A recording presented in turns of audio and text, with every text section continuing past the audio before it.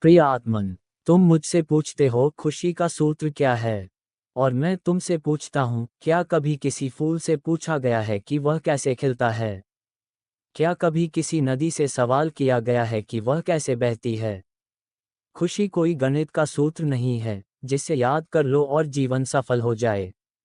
खुशी एक अनुभव है, और अनुभव केवल जीकर जाना जाता है, सोचकर नहीं। मनुष्य की सबसे बड़ी भूल यही है कि वह खुशी को भविष्य में खोजता है। वह कहता है, जब यह मिल जाएगा तब खुश होऊंगा, जब वह बन जाऊंगा तब खुश होऊंगा, और इस तब में उसका पूरा जीवन समाप्त हो जाता है। खुशी भविष्य नहीं है, वर्तमान है। ध्यान से सुनो, खुशी कभी भविष्य में नहीं होती। खुशी केवल इस क्षण में होती है। लेकिन मनुष्य इस क्षण में कभी होता ही नहीं। वह या तो बीते हुए कल में उलझा है, या आने वाले कल के सपनों में खोया है।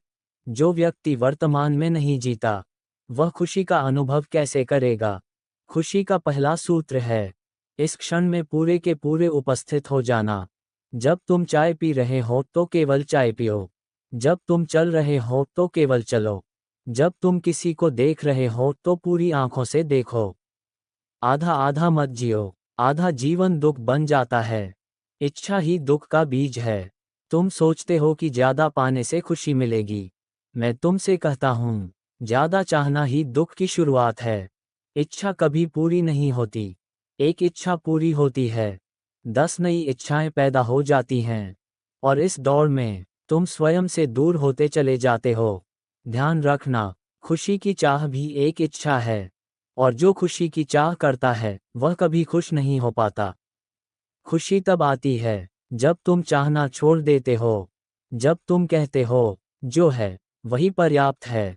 ये स्वीकार ही आनंद है। तुलना सबसे बड़ा जहर।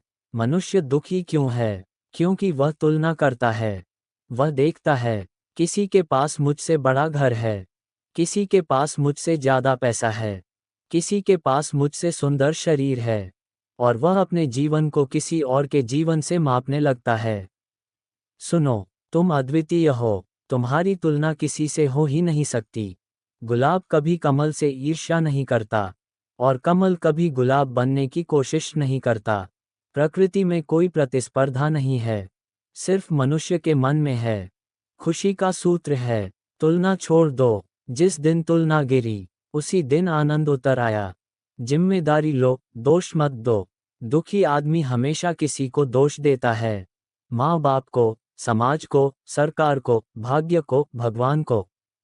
खुश आदमी एक बात समझ लेता है, मेरे जीवन की जिम्मेदारी मेरी है।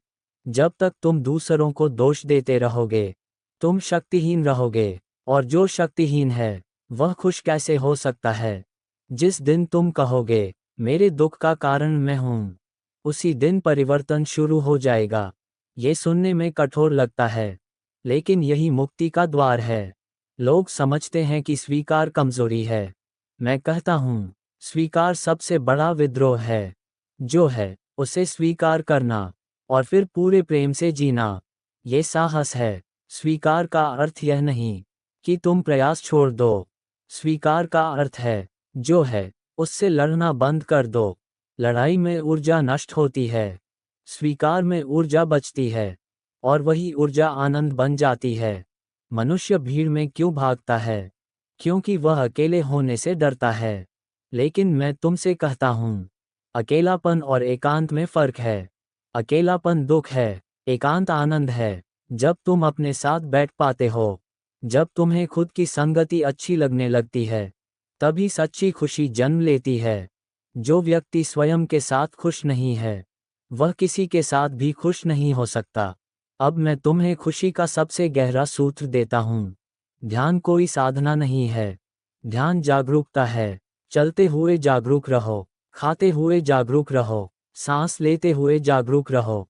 जहाँ जागरूकता है, वहाँ मन नहीं है, और जहाँ मन नहीं है, वहाँ दुख नहीं है।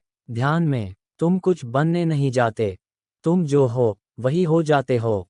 अंत में एक बात याद रखना, खुशी कोई लक्ष्य नहीं है, खुशी जीने का परिणाम है। अगर तुम सही ढंग से जी रहे हो, तो खुशी अपने आप आती है, बिना बुलाए। बिना शोर किए, खुशी तितली की तरह है। उसे पकड़ने दौड़ोगे तो उड़ जाएगी, शांत बैठोगे तो आकर कंधे पर बैठ जाएगी।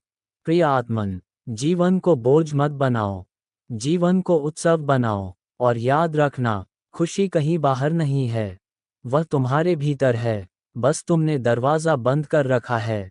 दरवाज़ा खोलो और प्रकाश को भीतर आने दो।